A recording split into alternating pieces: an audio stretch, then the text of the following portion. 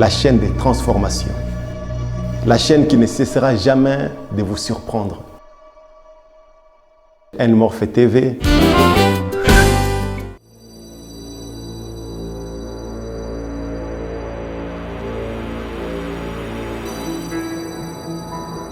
Mes frères et sœurs, shalom. Aujourd'hui, nous avons le plaisir d'accueillir un homme de Dieu parce que vous voyez vous-même ici, nous sommes dans une synagogue juive. Donc nous allons recevoir un rabbin juif qui va nous parler un peu des traditions juives. Parce que nous sommes des chrétiens, parfois nous ne comprenons pas tout. Parce que les livres que nous lisons, la Bible a été écrite par les juifs. C'est pour ça que nous voulons quand même revenir à la source pour comprendre un peu cette religion que nous avons. Que Dieu vous bénisse et je vais bientôt vous présenter les rabbins. À bientôt. Merci.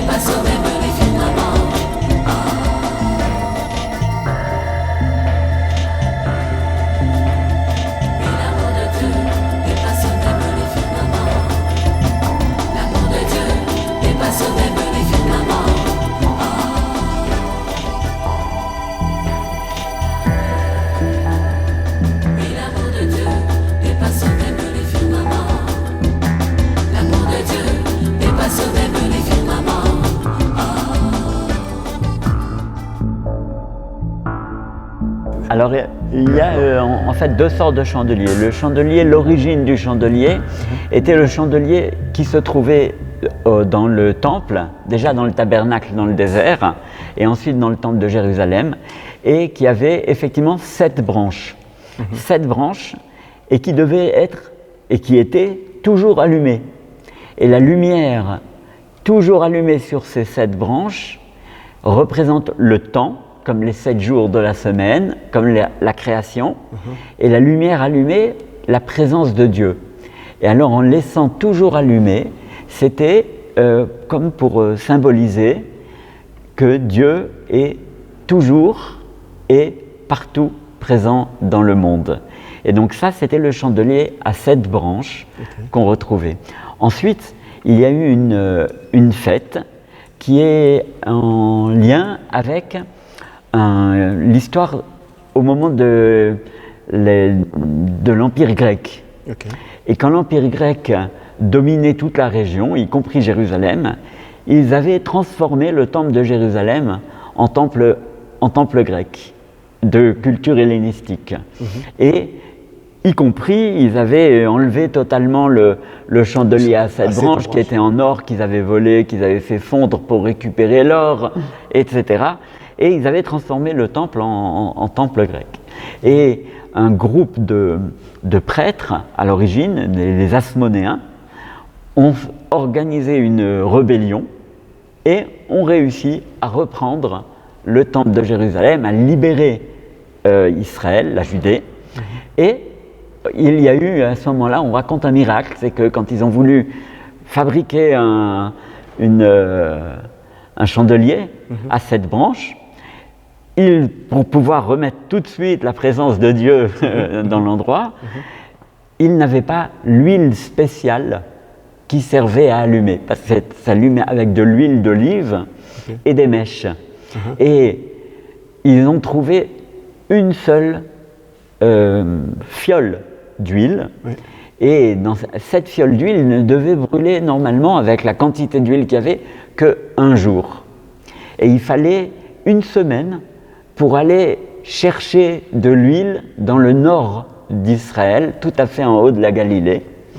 Et ils ont allumé la fiole, et la tradition raconte qu'il y a eu un miracle, et que la fiole, au lieu de brûler un jour, a brûlé pendant 8 jours, jusqu'à qu'on ait de l'huile pour se réapprovisionner. Ok. Et alors, on a fait une fête pour ce qui s'est passé à cette époque, donc pour la libération de la culture hellénistique et pour le miracle de la fiole, une fête qui s'appelle Hanouka, qui est la fête des Lumières, qui tombe plus ou moins à la période de Noël et qui dure 8 jours, et pendant laquelle on allume chaque soir une lumière. Le premier soir la première, le deuxième les deux, le troisième, jusqu'à que les 8 soient allumés. Et la 9e, qui est au milieu, est en fait celle qui sert à allumer les autres. En fait, c'est un chandelier de 8 branches plus une. Et ce chandelier, évidemment, rappelle aussi le chandelier à 7 branches qu'il y avait au temple. Celui à 7 branches s'appelle la menorah, et celui à 8 plus 1, donc ceux qu'on retrouve ici dans la synagogue, s'appelle la Hanoukia, en rapport avec la fête de Hanouka, fête des Lumières. Ok. Voilà. Mais ça s'est passé en quelle année? Alors, tout ça se passe en moins 170, moins 165 pour être précis. L'année du miracle, c'est 165 ans avant l'ère chrétienne. Avant Jésus-Christ. Voilà, absolument. Ok. Bon.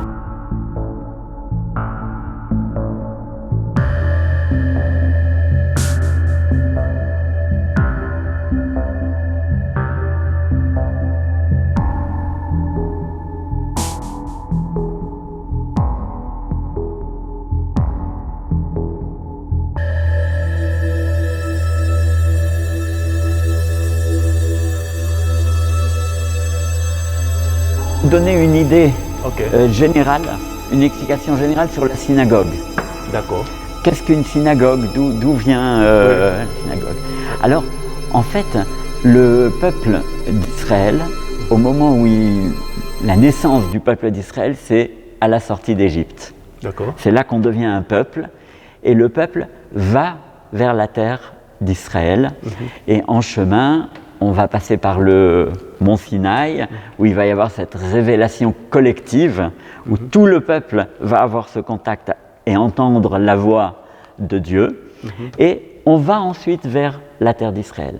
Et déjà, à ce moment-là, on se demande, mais comment est-ce qu'on va servir Dieu? Et il y a un ordre qui est donné dans le désert à ce moment-là, qui est de fabriquer, de construire le tabernacle, qui est un temple, pas miniature, mais un temple moins grand que ceux qu'il y aura plus tard, et qui est entièrement démontable et portable. Et donc, au fur et à mesure des pérégrinations dans le désert, on se déplace en montant et démontant le... Il y a donc ce commandement, c'est le premier lieu de culte où on fait un service, où on se retrouve. Donc c'est le rassemblement des gens entre eux, devant Dieu. Et plus tard, ce tabernacle deviendra le temple de Jérusalem. Ok. Et qui sera construit sur le même plan, mais en plus grand, en dur, mais sur le même plan, avec les mêmes éléments que le tabernacle dans le désert. Plus tard, ce temple va être détruit d'abord par les Babyloniens, l'Empire perse. Là, vous parlez du temple de Salomon ou bien? Alors, je ne suis pas encore au temple de Salomon, ok. mais le premier temple. Alors, excusez-moi, oui. D'abord, je parlais du tabernacle, donc construit par Moïse dans le désert. Ce tabernacle, même s'il ne va pas être entièrement reconstruit en Israël partout, mais il va être en plusieurs endroits. Il aura été en tout monté dans 8 endroits. Et à un moment, il y a la volonté par le roi David de construire le temple en grand et de pouvoir vraiment le faire en dur à Jérusalem. Mais David ne pourra pas le construire lui-même, et c'est son fils Salomon qui construira le premier temple de Jérusalem. Ce premier temple qui sera détruit par les Babyloniens, les Perses. Il y aura un second temple qui sera construit ensemble, c'est la période du retour à l'époque des prophètes Ezra et Néhémia, et ce deuxième temple sera d'abord souillé par les Grecs, transformé, non pas détruit, mais transformé en temple grec. Et justement, à l'époque de Hanouka, donc en moins 165, il va être réinauguré comme s'il était nouveau. Et malheureusement, 200 ans plus tard, ce sera l'époque romaine, et les Romains vont détruire le temple de Jérusalem. Les Juifs vont être expulsés et mis aux quatre coins du monde. Et là où on va se retrouver, on va vouloir garder notre identité, garder nos traditions, et on va se former en communauté. Et n'ayant plus de temple, ils vont se faire, les communautés vont se construire autour de synagogues. Et les synagogues, donc Bet Knesset en hébreu, qui veut dire maison de rassemblement, qui avait donc un double but, c'était se retrouver devant Dieu, mais on est toujours devant Dieu, et se retrouver entre nous en communauté. Et la vie juive s'est organisée dans l'ensemble du monde autour des synagogues. Et c'est comme ça qu'il y a eu également une synagogue à La Chaux-de-Fonds, qui a maintenant 125 ans, qui a été construite il y a 125 ans, et il y a une communauté, par contre il y avait une communauté déjà depuis environ 50-60 ans plus tôt, et cette communauté, au départ c'était difficile parce que les Juifs n'avaient pas le droit de s'installer dans la plupart des villes d'Europe, y compris en Suisse, et c'est seulement au milieu du 19e siècle que les premiers Juifs ont eu le droit de s'installer à La Chaux-de-Fonds. Et la communauté a voulu s'intégrer dans la ville, faire partie de la ville, non pas être une petite communauté de côté, mais faire vraiment partie de la ville. Et elle va beaucoup contribuer au développement de l'horlogerie. Et on va arriver à vraiment construire cette synagogue qui est vraiment au centre de la ville. Et pour vous montrer à quel point il y avait cette volonté de s'intégrer, de faire partie de la cité, c'est que beaucoup d'inscriptions qu'on retrouve sur les murs, par exemple, sont écrites en français. Dans la plupart des endroits, dans le monde, on retrouve surtout de l'hébreu. Mais là, il y avait la volonté. Il y a autre chose, c'est que tous les matériaux qui ont été utilisés sont des matériaux d'origine de différents cantons suisses. Il y a par exemple pour les pierres, viennent chacune d'une autre région de Suisse. C'était une manière de dire, voilà, nous voulons nous intégrer en gardant notre identité et en continuant de faire vivre nos valeurs. Au début du XXe siècle, a été le moment où la communauté juive a été la plus importante ici, et il y a eu presque entre 1100 et 1200 personnes dans le canton de Neuchâtel, et aujourd'hui on tourne plutôt autour d'une centaine de personnes juives dans le canton de Neuchâtel qui sont membres de notre communauté. Bon, une question. Donc, parce qu'on aimerait un peu comprendre les fêtes que vous avez. Alors effectivement, on a dans le calendrier hébraïque, nous avons des fêtes qui sont les fêtes bibliques, que l'on retrouve dans le texte de la Torah, et dans lequel on nous a prescrit ces fêtes. Et ces fêtes, elles sont partagées en deux catégories. Les 3 fêtes de pèlerinage, dans lesquelles tout le peuple devait monter à Jérusalem, se retrouver au moment de ces fêtes, donc 3 fois par année. Et ces fêtes sont Pessah, la fête de la sortie d'Égypte, Pâques, Shavuot, la Pentecôte, fête des prémices, fête qui rappelle l'événement du Sinaï, quand on a entendu les 10 paroles, les 10 commandements au mont Sinaï. Et la 3e qui est Sukkot, la fête des cabanes, qui est également liée, qui est aussi une fête de pèlerinage, qui rappelle la traversée du désert, pendant laquelle on a eu, et c'est ce que symbolise la cabane, on a eu une protection divine pendant tout ce temps-là. On a eu à manger, à boire et une protection générale pendant toute cette période. Donc la fête des Kabbats, ça c'est pas la fête des Pentecôtes, et c'est pas la fête des tabernacles. Bien. Alors, Bien. non.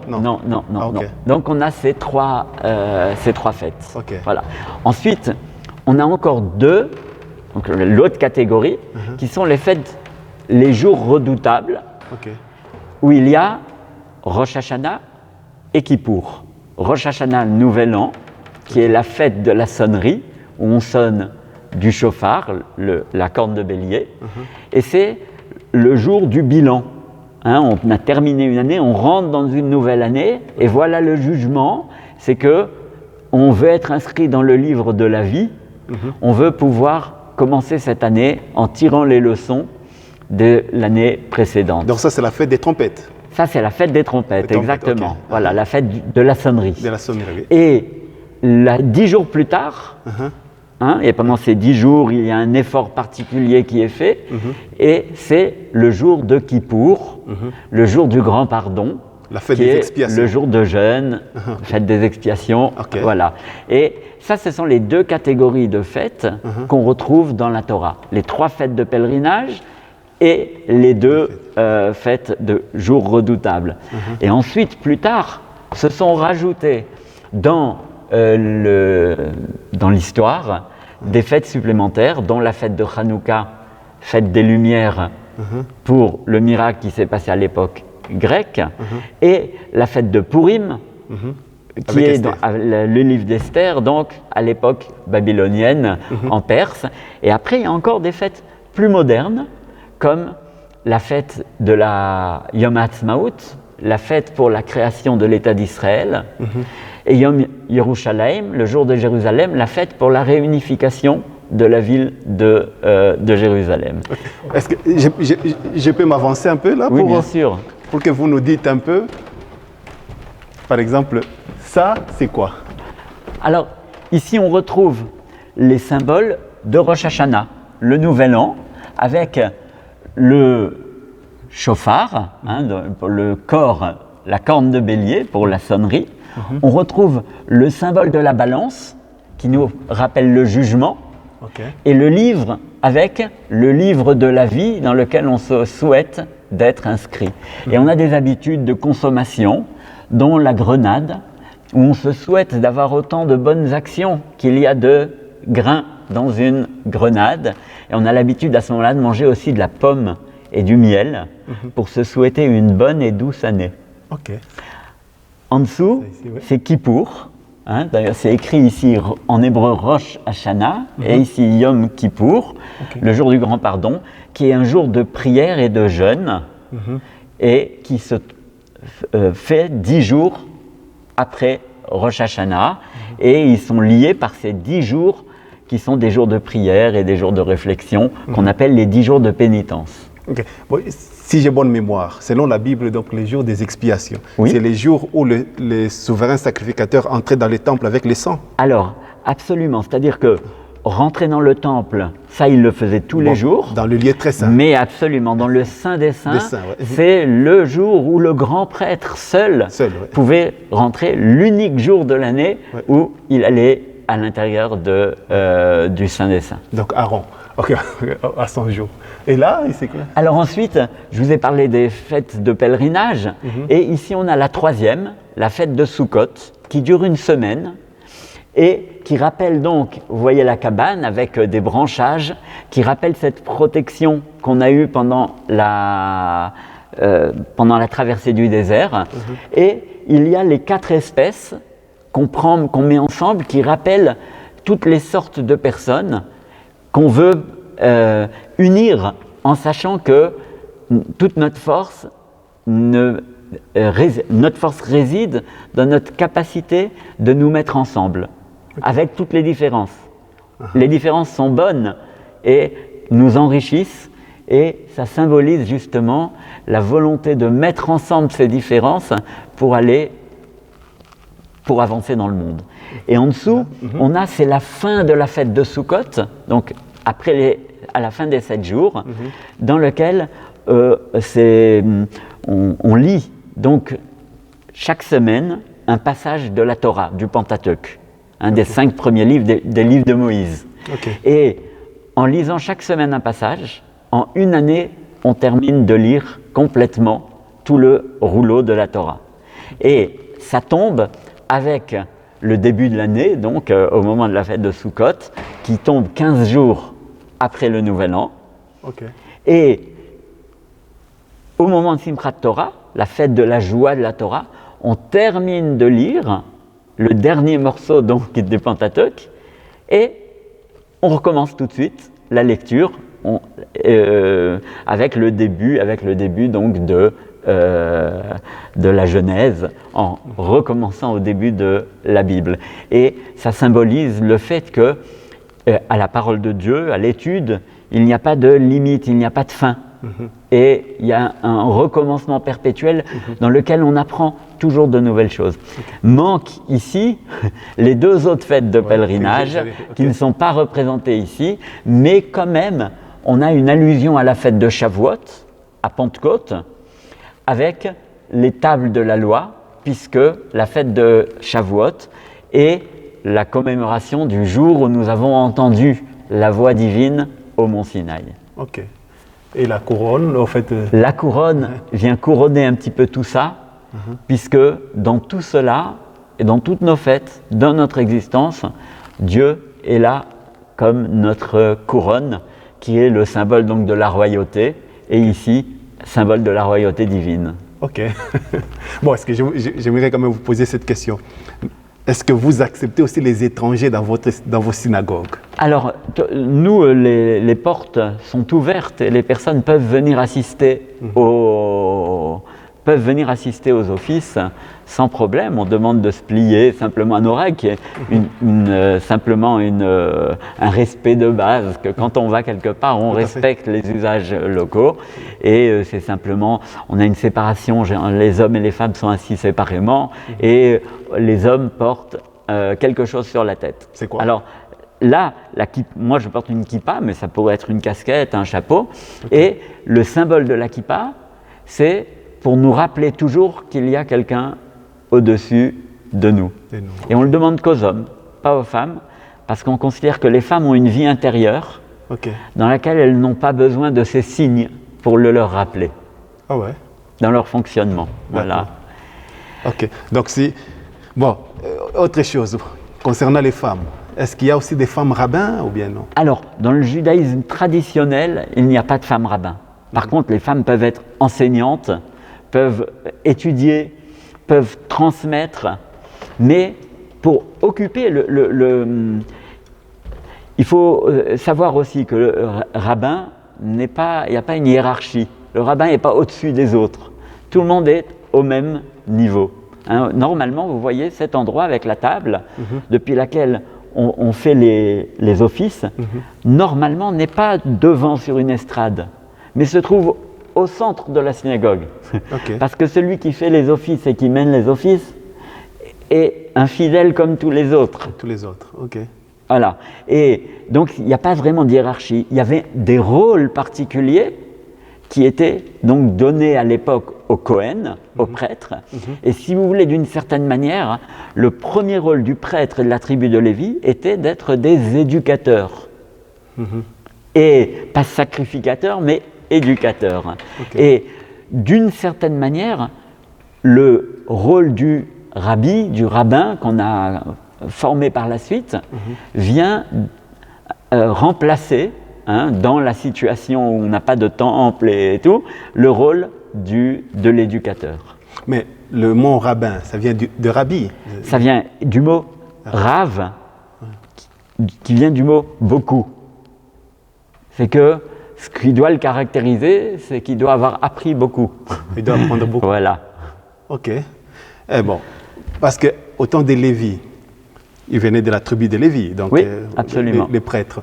Mais aujourd'hui, les rabbins ils peuvent venir de n'importe quelle tribu? Absolument, tout à fait. Parce qu'on n'est pas dans la situation. Mais par contre, on a gardé une place particulière pour la tribu de Lévi, les gens descendants de la tribu de Lévi, et ils ont des rôles encore au moment de certains cultes et tout, dans lesquels on leur accorde cette place avec un honneur particulier aux prêtres de la tribu de Lévi et à l'ensemble de la tribu de Lévi. Je vous donne un exemple. Au moment où nous lisons le texte de la Torah, dans un parchemin que je vais vous montrer, on le partage en 7 parties, et pour chaque partie qu'on va lire, il y a quelqu'un qui va venir faire la bénédiction. Et le premier qu'on fait monter, s'il y en a un, parce qu'il n'y en a pas toujours, c'est un Cohen, un prêtre. Et le deuxième, un Lévi, quelqu'un d'autre. Et après, tout le monde.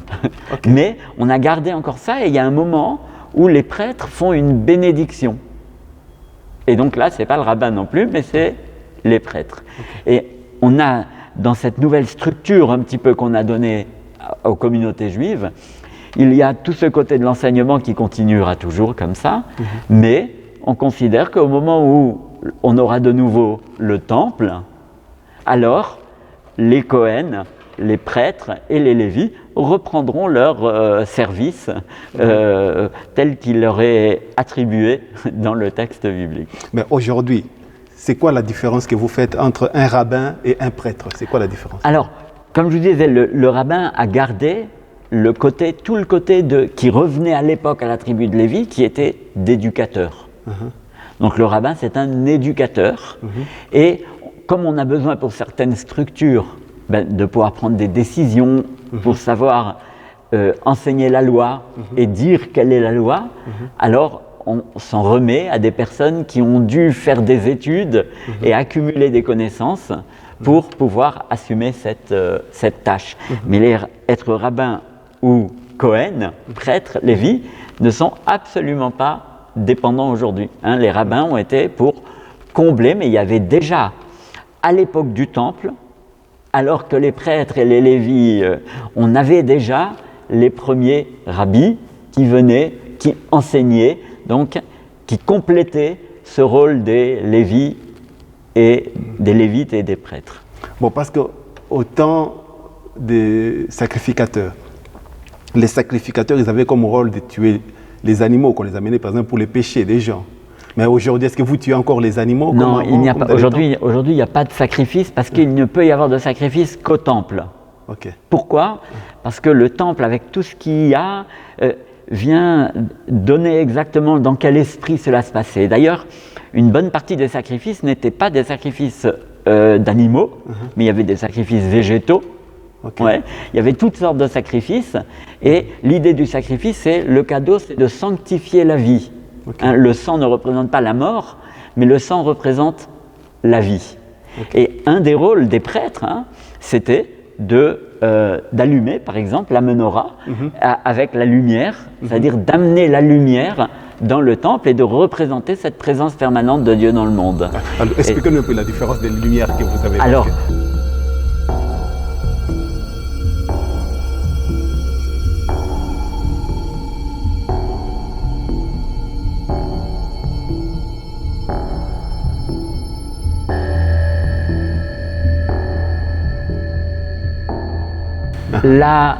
la menorah a 7 branches qui se trouvaient dans le tabernacle et dans le temple, que le Cohen allumait, avait donc 7 branches pour rappeler le temps, les 7 jours de la semaine, les 7 jours de la création, et symboliser ainsi par la lumière, l'allumage de ces fioles d'huile, de l'huile d'olive pure avec des mèches, ça symbolisait la présence permanente de Dieu dans le monde. Et après, suite à l'histoire de Hanouka, dans lequel, à l'époque des Grecs, on a réinauguré le temple, on a fait une menorah d'urgence, puisqu'elle avait été volée et l'or récupéré. On a fabriqué une menorah, donc à 7 branches, mais il n'y avait qu'une seule fiole qui devait durer 24 heures. Et il y a eu un miracle, que cette fiole a duré 8 jours jusqu'à ce que l'huile arrive et qu'on puisse continuer. Et en souvenir de ce miracle, de cette histoire, de cette réinauguration, il y a la fête de Hanouka, dans laquelle on a fait une Hanoukia, qui est un chandelier non pas à 7 branches, mais un chandelier à 8 branches, plus une, les 8 branches rappelant les 8 jours de miracle, et la 9e sert à, quand ce n'est pas l'électricité ici, ici c'est décoratif, à allumer les autres. Et on a donc cette fête de Hanouka, fête des lumières, au moment de la fête, au moment de, en plein hiver, plus ou moins au moment de Noël. Et si je parle de la lumière, on voit ici que dans la synagogue, il y a beaucoup de lumière. Il y a effectivement cette lumière de la menorah qui rappelait la présence de Dieu. Et comme on n'a plus cette menorah, on a une autre lumière qui se trouve dans toutes les synagogues, et d'ailleurs dans d'autres lieux de culte aussi, qu'on appelle le Ner Tamid, la lumière éternelle. Ça ici. Celle-ci. Et qui reste toujours allumée. Même quand on n'est pas là, les lumières sont éteintes, celle-ci reste toujours allumée. Et elle rappelle la menorah, le chandelier du temple, cette lumière qui reste toujours allumée et qui rappelle la présence permanente de Dieu, non pas dans la synagogue, enfin aussi dans la synagogue, mais dans le monde. Alors on a cette lumière-là, on a la lumière de Hanouka, on a la lumière de façon générale, parce qu'on veut que dans les synagogues, il ne fasse pas sombre, mais on veut qu'il y ait de la lumière. La lumière, c'est la joie, la lumière, c'est l'éclairage, c'est la réflexion, et on veut qu'il y ait beaucoup de lumière. Donc il y a la lumière du Ner Tamid, la lumière en général, et une autre lumière qui est la lumière du souvenir, qu'on retrouvera en bas, dans l'oratoire.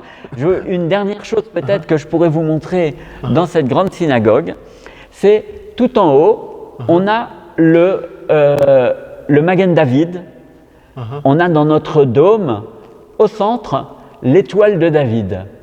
L'étoile de David est un symbole qu'on retrouve jusqu'à aujourd'hui sur le drapeau de l'État d'Israël et que vous verrez d'ailleurs sur tout le long en décoration sur les côtés des bancs et qui est un symbole historique lié à l'image du roi David, puisqu'on raconte qu'au moment de son combat contre Goliath, il avait un bouclier et que sur ce bouclier, il avait justement ce symbole de l'étoile à 6 côtés et qui était le signe, son signe personnel, le signe de David, qui est devenu le symbole du courage.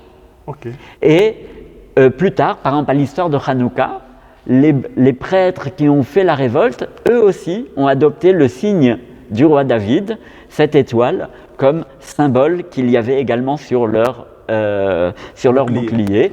Et c'est donc devenu, on peut lui donner encore plein de significations, mais historiquement, c'est le symbole de ce courage, et puis qui nous renvoie dans notre histoire au roi David en passant par les Asmonéens. Et voilà l'importance de ce symbole qui continue d'être un symbole important historique dans la tradition juive. Donc ces signaux, ces symboles-là, David l'avait avant de devenir même roi. Absolument. Merci beaucoup.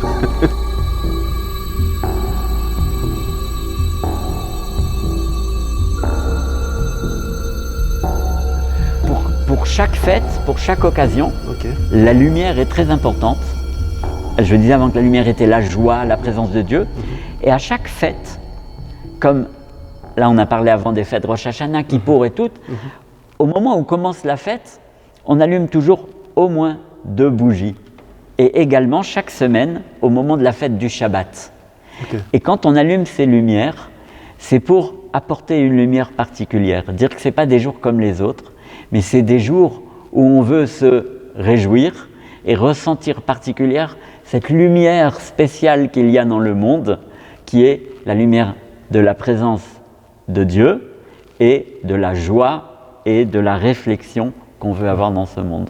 Donc elle nous accompagne dans toutes les fêtes, au quotidien et en particulier au moment des fêtes. Excusez, peut-être vous pouvez me ramener à l'ordre si je me trompe. Oui. Il paraît que pendant les Shabbats, vous coupez un pain, il y a un morceau que vous cachez sous une couverture et puis l'autre que vous mangez. Non, non. Non. Là, il y a quelque chose comme ça au moment de la fête de Pessah avec la matzah. Mais Shabbat, on a 2 pains. Et on fait la bénédiction, ça s'appelle le kiddush, la sanctification du jour. On le fait sur du vin ou du jus de raisin et du pain. Et lorsqu'on fait cette bénédiction, on cache le pain. Ah, On cache tout le pain. ok. Les 2 pains, on les cache. Pourquoi?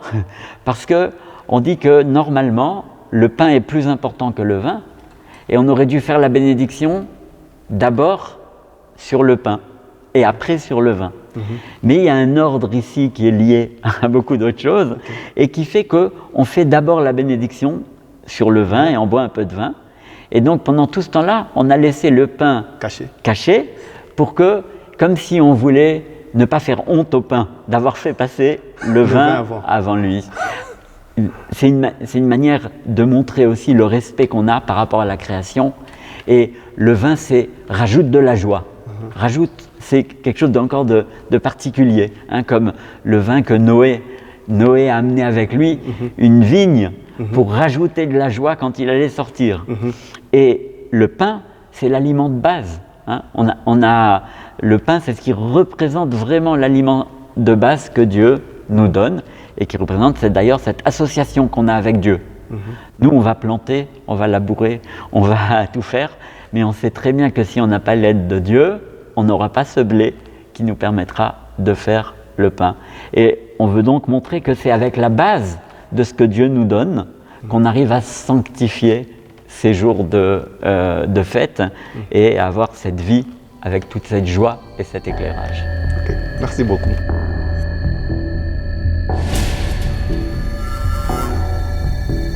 Ça, c'est l'hymne national. L'hymne national de l'État d'Israël. Ok. Alors, il y avait la plupart des Juifs qui étaient ici, qui ont fondé la communauté, venaient d'Alsace.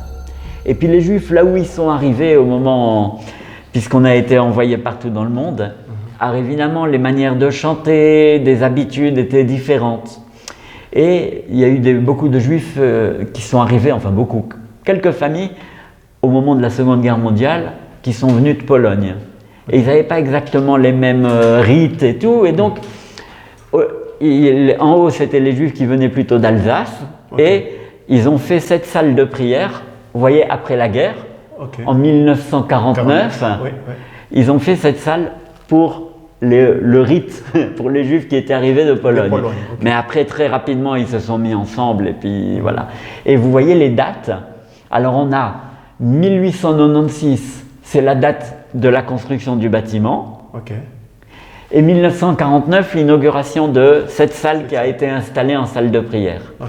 Et en haut, c'est les dates dans le calendrier hébraïque. Donc depuis Adam. Donc ce n'est pas comme les calendriers qu'on a. Voilà, c'est ce que je vous expliquais tout à l'heure, qu'on a ici les 2 calendriers. En haut, dans le calendrier hébraïque, le bâtiment a été construit en 5656. Donc depuis Adam. Depuis Adam, donc, le calendrier dans lequel on est aujourd'hui en 5780, ouais, le calendrier hébraïque, et cette salle a été installée en 5710, ce qui donne dans le calendrier chrétien 1896 et 1949. Voilà. Donc dans les calendriers hébraïques, aujourd'hui on est en 2000 maintenant, 2020. On est en 2020, mais dans le calendrier hébraïque on est maintenant en 5780 et dans 2 semaines, quand il y aura la fête de Rosh Hashanah, on va rentrer dans la nouvelle année en 5781. 5781. Voilà. Waouh. Ok. D'accord. Venez.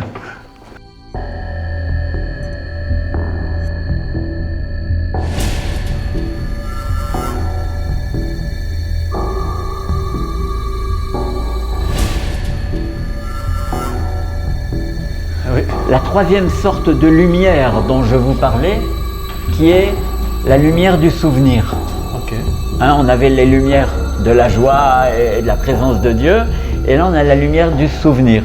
La lumière du souvenir, c'est de nous souvenir de notre histoire.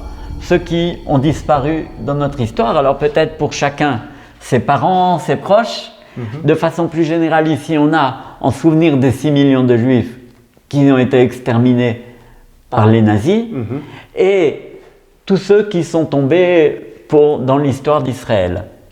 Et ce souvenir, c'est aussi de nous rappeler, pas pour vivre dans le passé, mais pour nous rappeler que sans eux, on ne serait pas là où on est aujourd'hui. Et qu'un peuple qui n'a pas d'histoire, qui n'a pas de souvenir, il n'a pas non plus d'avenir.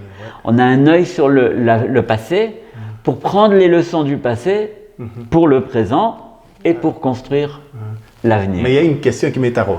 Est-ce qu'aujourd'hui, vous arrivez à reconnaître les tribus, que lui, il est de telle tribu? Alors, telle tribu. ça peut-être, je vais donner une explication un peu générale par rapport à ça. On avait au départ donc 12 tribus, les 12 tribus par rapport aux 12 fils de Jacob. Et lorsqu'il y a eu l'entrée en Israël, chaque tribu a eu un territoire et l'ensemble formait le peuple d'Israël. Mais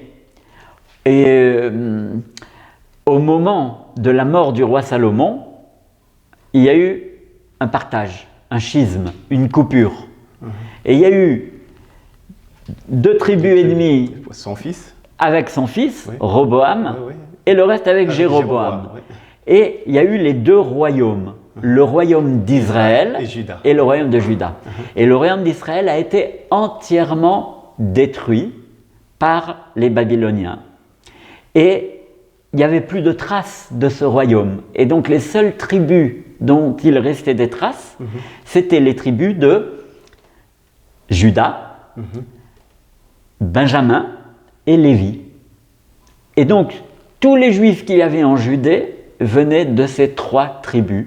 Et on a considéré les autres tribus comme les tribus perdues d'Israël. Et tous les Juifs qu'on avait par la suite étaient de ces 3 tribus. Mais les autres là, c'est pas ceux-là que vous appelez Samaritains, c'est pas ça? Non, les autres ont disparu. Les autres tribus ont disparu. Et d'ailleurs, quand aujourd'hui on parle, on a des termes, on a du mal à s'y retrouver un petit peu, on parle de Juifs, on parle d'Israélites, et on parle d'Israéliens. Okay. Alors, les Hébreux, c'était le nom qui était donné depuis longtemps. Hébreu veut dire, Ivri veut dire passé, ceux qui venaient de l'autre côté du Jourdain. Okay. Voilà, c'est ceux qui ont passé, les Hébreux. Et le terme d'Israël venait de Jacob, les enfants d'Israël, et donc le peuple d'Israël, la terre d'Israël, tout ça se rapporte à Jacob, au nom que Jacob a reçu. Et donc quand on parle d'Israélites, c'est les descendants de Jacob. Okay. Ensuite, quand on parle de Juifs, c'est un terme qui est venu justement parce qu'après le schisme, le seul royaume qui restait, c'était le royaume de Juda. Et le mot juif vient du mot Juda. D'ailleurs, en allemand, on dit Jude, comme Juda, okay. Comme dans beaucoup d'autres langues encore. Donc, le terme de juif est venu parce que justement, ce qui restait, c'était le royaume de Juda. C'est les Judéens. De Judéens, on arrivait à juifs. En fait, il n'y a pas de différence. Sur le fond, on parle des mêmes gens. Et un se rapporte, va plus loin jusqu'à Jacob, et l'autre va jusqu'aux descendants de Judée. Mais pourquoi aujourd'hui on vous appelle les Sémites? Alors, les Sémites, ça venait encore d'autre chose, c'est pas que les Juifs. Une bonne partie des Arabes sont aussi Sémites. Okay. Parce que les Sémites sont les dépendants de Sem, tout simplement. Okay. Voilà. Alors, et Israéliens, alors c'est encore autre chose. C'est qu'il y a eu, les Israéliens sont ceux qui ont la nationalité de l'État d'Israël moderne. Okay. Donc voilà, donc on fait entre Israéliens, c'est ceux qui ont la nationalité israélienne de l'État d'Israël, et les Israélites et Juifs, c'est la religion, et il peut y avoir des Israéliens qui ne sont pas juifs. Puisqu'il y a des Israéliens chrétiens, il y a des Israéliens musulmans, alors que des Israélites, c'est la religion. Donc, et donc c'est lié à, c'est la même chose, simplement un est lié à la Judée, et l'autre est lié à ça. Mais quelque chose d'intéressant encore, c'est que dans le dernier siècle, on a retrouvé une partie des tribus perdues. On est toujours à la recherche de ces tribus perdues, et les Juifs d'Éthiopie voilà ce que je voulais viennent, eux, on a pu déterminer que eux venaient de la tribu de Dan, et que eux étaient depuis l'époque du roi Salomon, étaient partis déjà s'installer avec l'histoire avec la reine du Saba. Et les gens de la tribu de Dan, quand ils ont été expulsés, quand le royaume d'Israël a été liquidé, beaucoup sont partis en Éthiopie se réfugier dans leur famille, dont une partie habitait déjà en Éthiopie. Après, on a perdu complètement contact au cours de cette histoire et on a retrouvé les Juifs d'Éthiopie. Et on a aujourd'hui retrouvé encore donc la tribu de Dan. Et on a retrouvé aujourd'hui encore une autre truc, c'est la tribu de Manassé, et qu'on a retrouvé encore dans un autre coin du monde, et on espère qu'on trouvera encore d'autres traces. Il y a encore, les autres Juifs qui sont en RDC, au Kassai. On pense absolument qu'il y en a encore dans le monde, ouais, tout à fait. Voilà. D'accord, merci.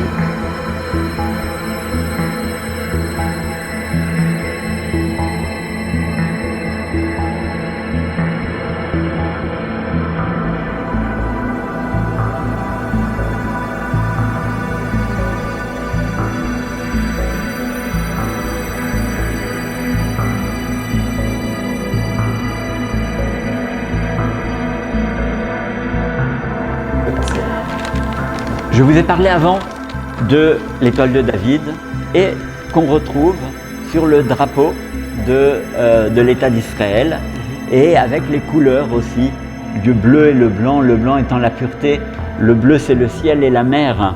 Et ça nous rappelle aussi le moment de la création où on a l'eau d'en haut et l'eau d'en bas et où on a cette perspective avec le bleu. Et c'est ce bleu qu'on retrouve dans le talit aussi, théoriquement, parce que dans la pratique aujourd'hui on ne l'a plus tellement, mais qu'on retrouve dans les symboles de l'État d'Israël. On a voulu vraiment lier l'État d'Israël. Quand ils ont choisi le drapeau, c'était vraiment pour se lier à leur histoire, que ça soit plein de symboles. Excusez, les drapeaux d'Israël a été créé depuis... À l'époque du mouvement sioniste. Il n'existait pas avant, oui.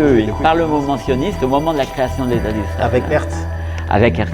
C'était après Herzl, parce que Herzl lui était déjà décédé, puisque lui-même est décédé au tout début du XXe siècle. Lui, il n'a pas vu la création de l'État d'Israël. Il a participé, c'est lui qui était là pour pousser, pour construire le mouvement sioniste, mais lui-même est mort. Bien avant, il est mort en 1904, si je me trompe. Mais aujourd'hui, qui sont ceux-là qu'on appelle les sionistes? Alors, en fait, les sionistes aujourd'hui, c'est toute personne qui est liée à Sion. Sion, c'est Israël. Donc, les sionistes, c'était un mouvement qui a œuvré pour que le peuple juif revienne sur la terre de Sion, sur la terre d'Israël. Mais aujourd'hui, on a un État, on devrait plus parler de sionistes, qui était un mouvement, mais on peut dire aujourd'hui que voilà, les sionistes, c'est ceux qui aiment Israël. Voilà, tout simplement. Merci. On a ici, une reproduction de la menorah, le chandelier à 7 branches, tel qu'il était donc au temple. Il était en or et fait d'une seule pièce. Et donc, c'est sa lumière qui rappelait la présence permanente de Dieu. On a parlé de la Torah avant. J'ai beaucoup cité, je vous ai dit, c'est le Pentateuque. On a toute la Bible, mais dans la Bible, on donne une importance particulière aux 5 premiers livres, parce que les 5 premiers livres ont été donnés à Moïse et sont l'œuvre de Dieu.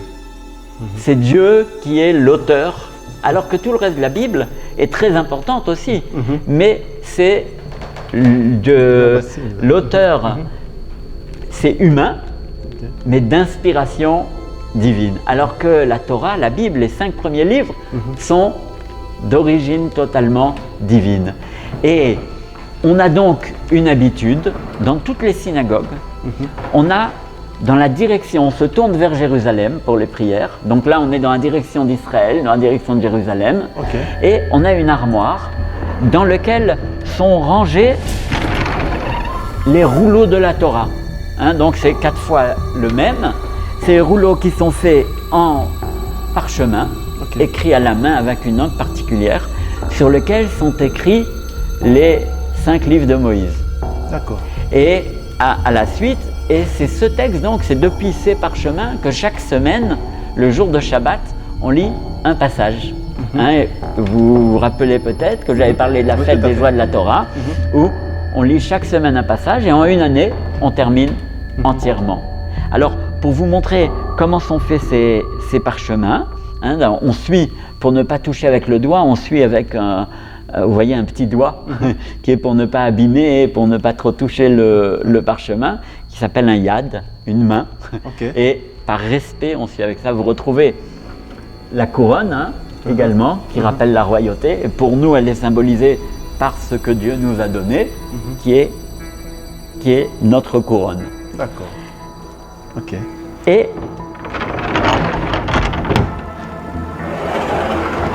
pour vous montrer le parchemin, je vais vous le montrer là si vous voulez ne pas bouger avec la caméra. Voilà, c'est l'arbre de la vie. L'arbre de la vie. L'arbre de la vie, Etz Hachaim.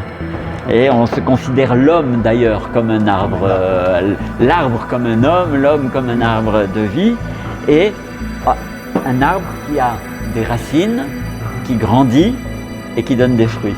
D'accord. C'est tout ce qu'on souhaite à l'homme, d'avoir des racines, ne pas oublier ses racines, de grandir et de donner des fruits. Et là, vous voyez, ça c'est justement ça c'est le parchemin avec l'histoire de Esther. Ok. Mais qui est écrit sur le parchemin exactement comme les règles pour écrire les rouleaux de la Torah. Donc c'est du parchemin, donc à partir de peau animale, de bovin. Et c'est une encre spéciale écrite avec une plume à la main. Tout est écrit ici à la main. Wow. L'encre n'est pas bue par le parchemin, mais elle se colle, elle se dépose sur le parchemin. Elle colle, hein, je peux passer mon doigt, mais on la sent quand on passe le doigt, pas l'ongle pour pas abîmer. Mais avec le doigt, on sent que c'est un petit peu en relief. Parce qu'on sent, parce que les lettres justement ne sont pas bues. Et les morceaux de parchemin sont attachés entre eux, vous voyez, cousus, par... Tout ça, c'est que des produits entièrement naturels. Ok. Ouais. Alexandre Nassim. Et jusqu'à aujourd'hui, tous les rouleaux sont aussi entièrement toujours écrits à la main. Okay. Alors les livres, c'est l'imprimerie, on peut tout faire. On n'est pas contre la modernité, mais il y a des choses pour lesquelles les machines ne pourront jamais remplacer des hommes. Okay. Ce que la personne a pensé au moment où elle écrivait, jamais une machine pourra le faire. Voilà. Okay. Alors, ça c'est pour le livre. Et par rapport aux fêtes, hein, pour terminer avec les fêtes, je vous avais parlé de la corne de bélier. Oui. Et nous avons ici une corne de bélier, le shofar. Donc, la première fois dont on nous en parle, c'est au moment du ligotage d'Isaac. Au moment où Abraham allait offrir son fils, et Dieu lui dit non, non, surtout pas. C'était juste pour lui apprendre que jamais on ne sacrifie un humain. Et à ce moment-là, il voit un bélier avec les cornes bloquées dans un buisson, et il va donc offrir le bélier, et la corne va être le symbole qui nous rappelle toujours cette histoire, qui nous rappelle que Dieu a toujours de la pitié et de la bonté pour nous. Et donc quand on sonne dans ce chauffard, ça nous rappelle au moment du jugement, d'abord ça nous réveille pour que nos cœurs et nos âmes se réveillent, et ça nous rappelle cette bonté de Dieu. Et donc au moment de la fête du jugement, à Rosh Hashanah, on sonne du chauffard. Je vais vous faire juste les sortes de sons qu'on fait.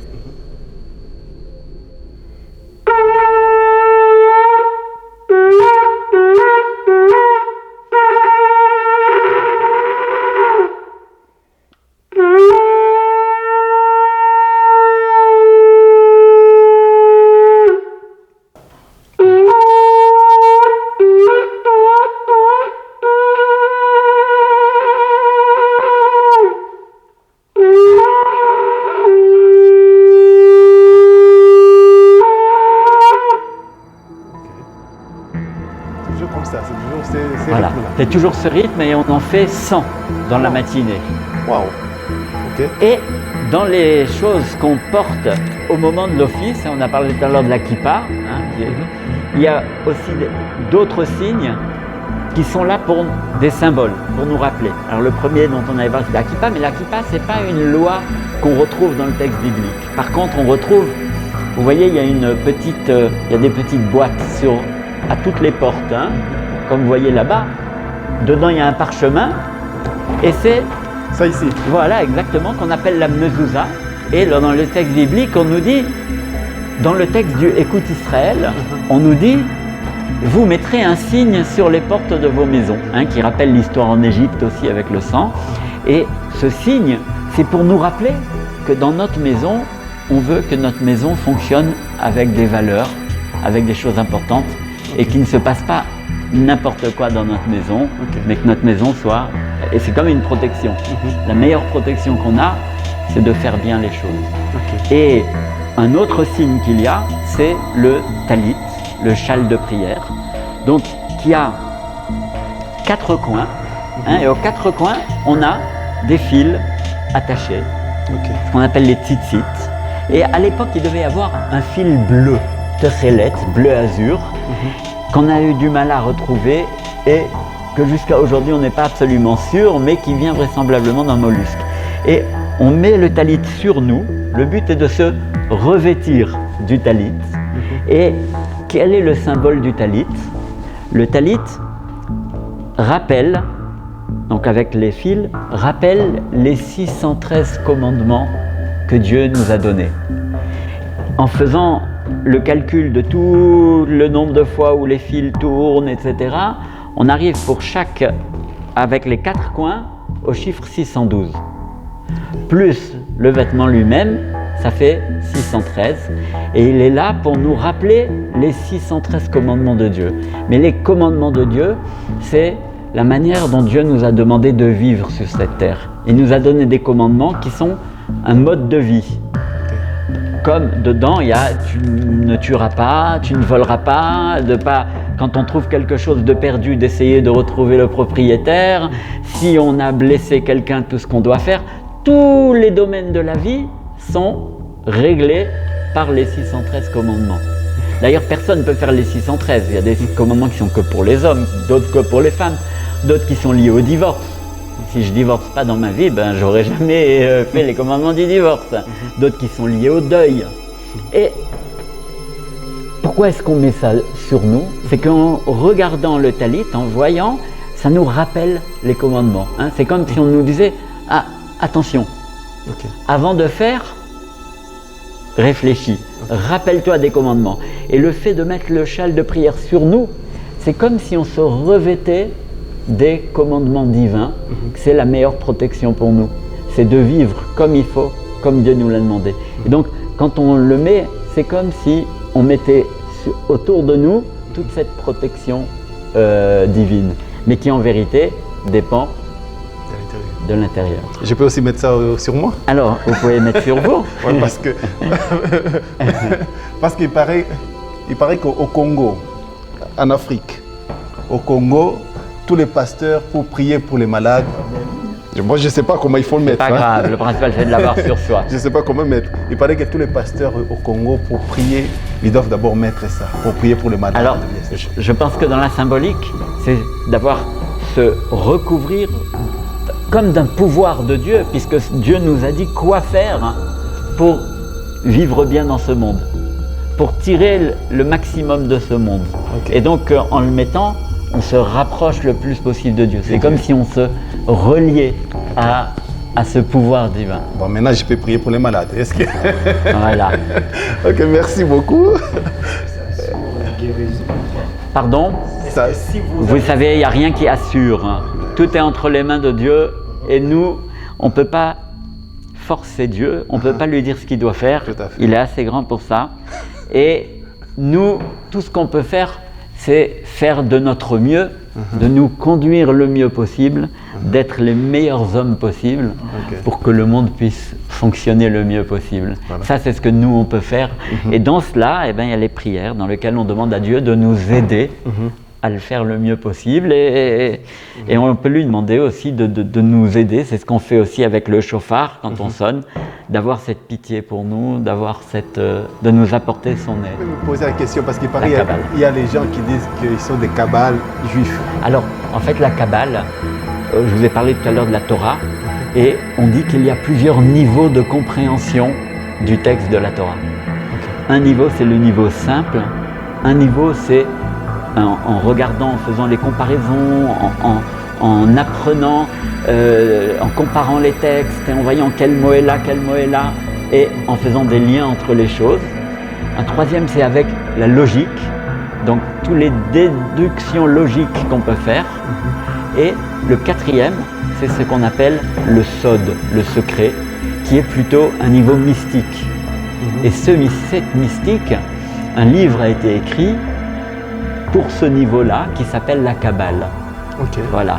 Et la Kabbale, c'est ce niveau mystique au-dessus, mais qu'on dit qu'on n'étudie pas avant l'âge de 40 ans et que même on étudie quand on a fini d'étudier tous les autres niveaux, qu'on connaît tout, alors on peut aller vers la Kabbale. Alors, après, on peut étudier les principes de la Kabbale techniquement, savoir ce que c'est, mais ça ne veut pas dire pour autant qu'on aura compris ce que la Kabbale voulait nous dire. Donc la Kabbale, un peu, c'est la mystique juive. Ok, voilà. D'accord. En tout cas, monsieur... Merci beaucoup pour votre visite. Monsieur le rabbin, merci beaucoup. Vous pouvez nous dire un petit mot de la fin comme ça. Merci beaucoup pour votre visite. On apprécie toujours d'avoir des visites, puisque nous vivons ensemble dans le même monde, dans la même société. Et pour pouvoir vivre ensemble et se respecter et collaborer, il faut qu'on apprenne à se connaître. Tout à fait. Et donc, c'est au nom de cette collaboration, de ce soutien qu'on doit avoir les uns pour les autres, alors on apprécie votre venue dans ce but de se connaître pour mieux se respecter et pour mieux vivre ensemble. Merci beaucoup. En tout cas, mes frères et sœurs, merci beaucoup. Nous sommes arrivés à la fin, vous savez.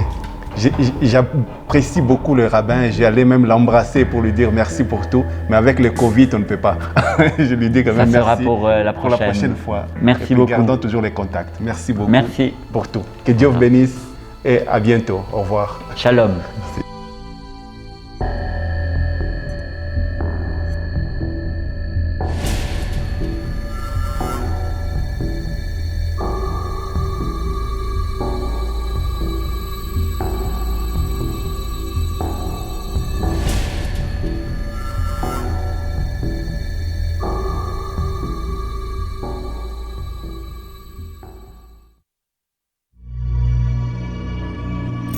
La chaîne des transformations, la chaîne qui ne cessera jamais de vous surprendre.